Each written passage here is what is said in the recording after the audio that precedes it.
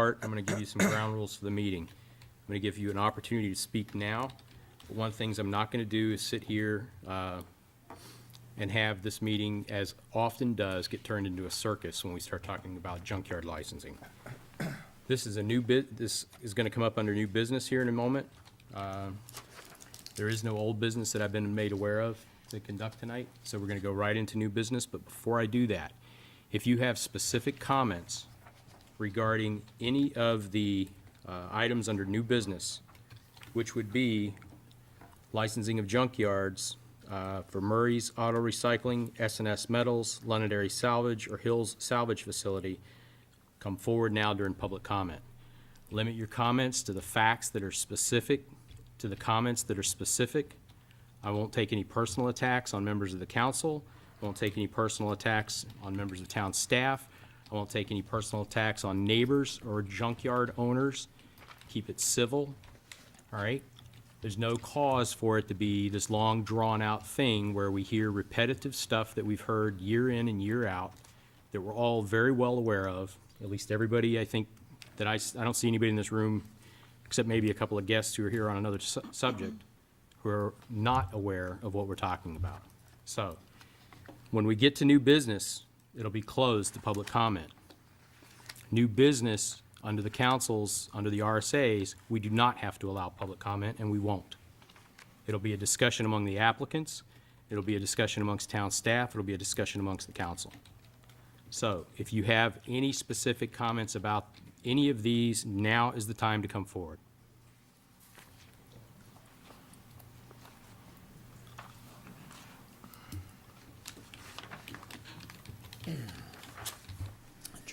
Gerard Adams, 54 Hall Road, and I'm here every year to voice my opposition to the business across the street from my house.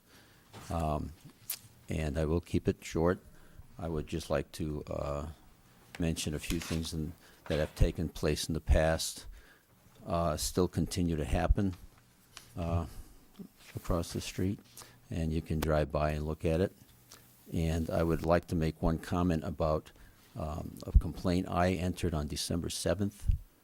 I went through the website and issued a complaint, and that's a Sunday. And I believe that he was open for business that Sunday because he sold a car. I was outside cleaning off my car because it snowed the night before, and I could hear some of the conversation that was taking place. So I hand wrote what I saw and what I heard, and I did submit my complaint in the proper form on the website. And it was rather lengthy, so I did not submit the entire length of my handwritten comments. It was short and just briefly saying what I saw. And the comment I got back from the code enforcement officer was basically, here's a quote, "Let's stop playing little games. To provide only a small part and indicate that you could provide more only cost time and energy." He says, "Did you call the police?" Of course I wouldn't call the police on this matter. Was I called, meaning him? How can I call him on a Sunday? I went through the proper channels. He said, "Please provide the detailed description." I did not provide to him the detailed description. I just thought that the way his response to me was, as far as I'm concerned, unprofessional. So that was the last complaint I put in on December 7th. Now I believe the owner was going to ask for extended hours tonight, as he had asked a few months back. I have to bring to your attention, this is not a commercial area. If you grant him extended hours, I cannot see it. He's got all the hours he needs. It's been extended long enough. So I'm not going to get into anything else, but if you want to take a ride by, you can see what I'm talking about regarding the cars above the fence again. And that's it. Thank you, Jerry. Yep. Are there any other comments from the public?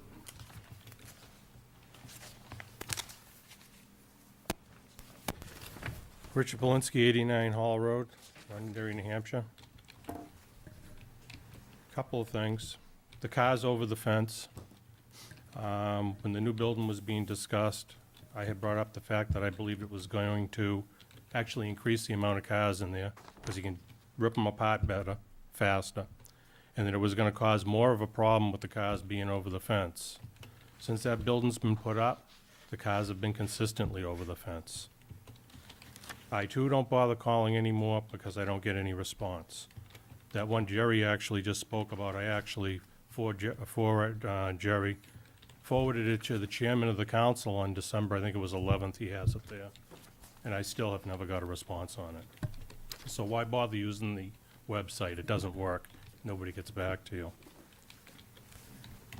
The other thing that that was supposed to have been taken care of when the new building was put up was a site plan for the parking lot. You guys put it off last year to be done as part of the site plan when the building was put in. It was never done.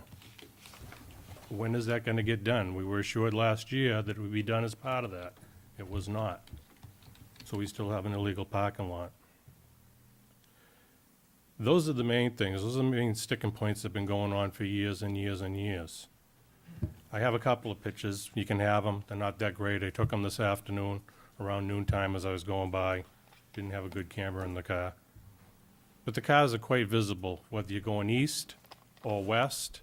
And going west, coming down Hall Road towards the senior center, if you remember, as part of the building being put up, they were supposed to put up more fencing on that side because it was short of where the cars were stacked. And it does look like more was put up. I could be wrong. I'd have to compare the photos.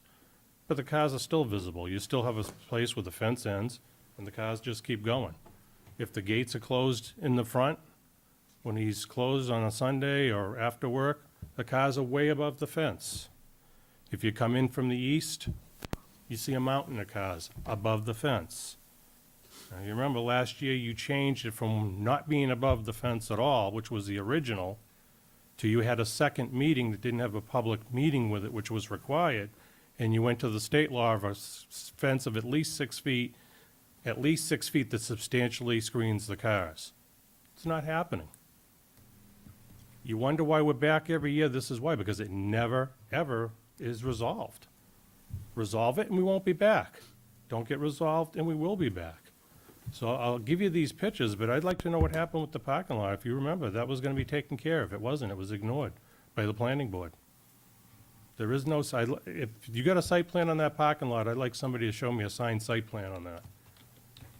It was put in, it was never done with a site plan. Okay? So, Thank you, here's the Richard. pictures. They're not that great, you can keep them, but you can see the cars. Those were taken around noontime today. You know, and once again, if the cars are not above the fence, then there's no way for me to take a picture of it.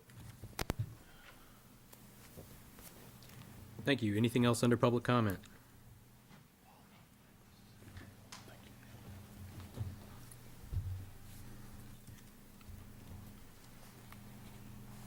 Nothing? First order under new business, order 2009-02.